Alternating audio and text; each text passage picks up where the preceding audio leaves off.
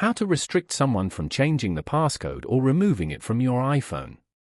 To get started, go ahead and open up the Settings application on your phone. Once you're here, scroll down and tap on Screen Time. Here, you can get insights about your screen time and set limits as needed.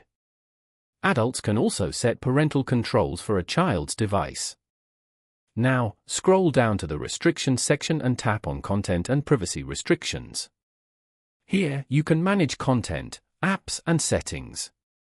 Make sure the Content and Privacy Restriction switch at the top is turned on. Then, scroll down and tap on Passcode and Face ID. Select Don't Allow. Following these steps, you can easily restrict someone from changing the passcode or removing it from your iPhone. Thank you for watching. Please leave a like if this tutorial helped you, or leave a comment below if you have any questions related to the video.